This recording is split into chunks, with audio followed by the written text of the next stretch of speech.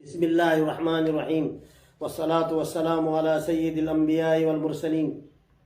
آج آپ کے سامنے وہ عظیم خطبہ جو امام الانبیاء صلی اللہ علیہ وسلم نے رمضان المبارک سے پہلے ارشاد فرمایا۔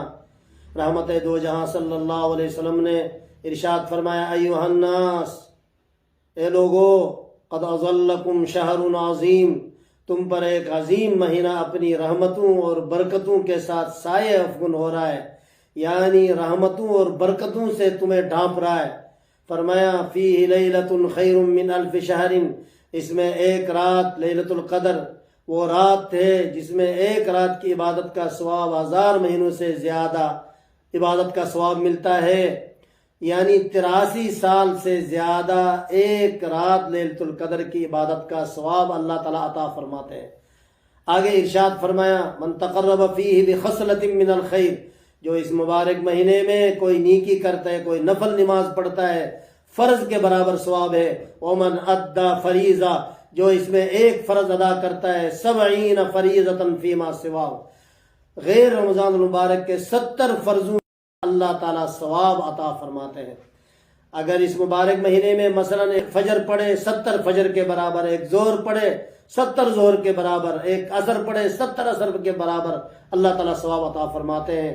اور اس حساب سے ایک روزے کا ثواب 70 روزوں کے برابر ہے۔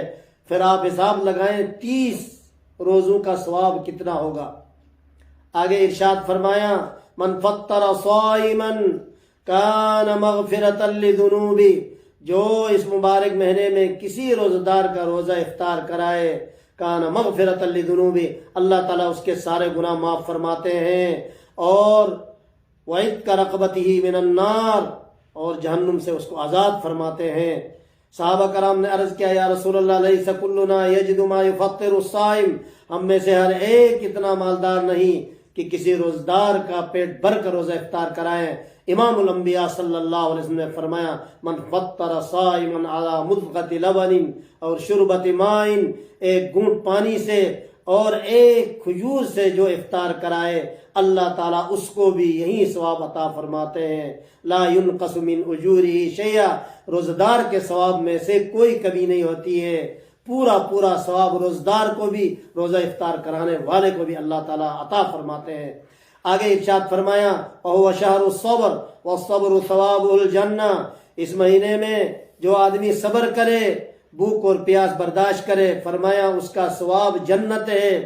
اور جہاں پر بھوک اور پیاس کو برداشت کرنا ہے، وہاں پر نبی کریم صلی اللہ علیہ وسلم نے یہ بھی ارشاد فرمایا، رب صائم لیس من صیامہ الا الجوع ورب قائم لیس من قیامہ الا السحر، بہت سارے روزدار ایسے ہیں کہ سوائے بھوک کے ان کے روزے کا ثواب نہیں ملتا ہے۔ کیا مطلب کہ ایک آدمی روزہ رکھتا ہے، بھوک اور پیاس برداشت کرتا ہے، لیکن وہ گناہ کرتا ہے، غیبت کرتا ہے، چغلی کرتا ہے، لوگوں کو گالیاں دیتا ہے، لوگوں سے لڑائی جھگڑا کرتا ہے، تو اس کو روزے کا ثواب نہیں ملے گا سوائے بھوکا رہنے کے۔ نبی اکرم صلی اللہ علیہ وسلم نے فرمایا، وَاسْتَغْفِرُوا فِيهِ مِنْ 4 خِصَالٍ، 4 چیزیں اس مبارک مہینے میں کثرت کرنی ہے، 4 چیزوں کی، اور ان میں سے 2 چیزیں ترضون بہما ربکم، جس کے ذریعے اپنے رب کو راضی کریں، وہ کیا ہے، فشہادۃ اللہ الہ الا اللہ وتستغفرونہ، ایک کلمہ طیبہ لا الہ الا اللہ کی کثرت کرنا ہے، اور دوسرا استغفار کرنا ہے۔ جو آدمی کلمہ طیبہ کی کثرت کرتا ہے، قیامت کے دن 7 آسمانیں 7 زمینیں ایک پلڑے میں رکھے، لا الہ الا اللہ کو ایک پلڑے میں رکھے، وہ باری ہوگا۔ اتنا عظیم کلمہ ہے، اس مبارک مہینے میں اس کی کثرت کرنا ہے، اور استغفار کی کثرت کرنا ہے۔ فرمایا، جو آدمی استغفار کرتا ہے، من لزم الاستغفار جعل اللہ من کل ضیق مخرجا ومن کل ہم فرجا، فرمایا جو استغفار کی کثرت کرتا ہے، اللہ تعالیٰ اس کو ہر مشکل سے نکالتے ہیں، اور ہر پریشانی سے نجات عطا فرماتے ہیں، اور ایسی جگہ سے رزق عطا فرماتے ہیں، وہم و گمان بھی اس کا نہیں ہوتا۔ اور 2 چیزیں جس کے بغیر چارہ کار نہیں، وہ 2 چیزیں کیا، فتسألون اللہ الجنہ وتعوذون بہ من النار، اللہ تعالیٰ سے جنت مانگنا ہے اور جہنم سے پناہ مانگنا ہے۔ نبی اکرم صلی اللہ علیہ وسلم نے فرمایا رمضان المبارک میں قرآن کی کثرت کرنا چاہیے، تلاوت کرنا چاہیے۔ فرمایا ما من مؤمن ولا مؤمنۃ الا له وکیل فی الجنہ، قیامت تک آنے والے وہ مرد عورت جو قرآن پاک کی تلاوت کی کثرت کرتے ان کے لیے خوشخبری۔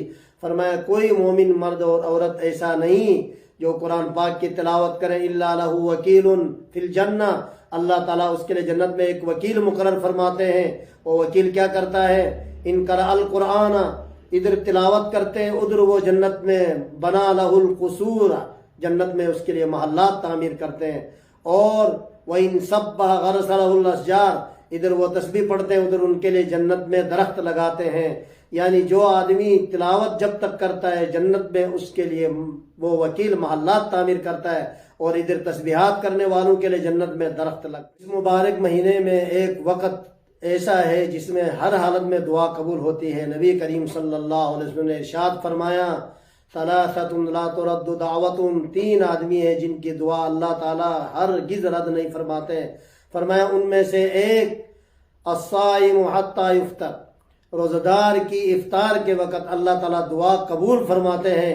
اس لیے ہمیں چاہیے کہ جو گھر کا سربراہ ہے وہ اپنے بچوں کو افطار سے پہلے آدھا گھنٹہ 15 منٹ 10 منٹ ہر حالت میں دعا مانگنا چاہے، اس لیے کہ یہ دعا وہ بم ہے کہ جس سے تقدیر بدلتی ہے۔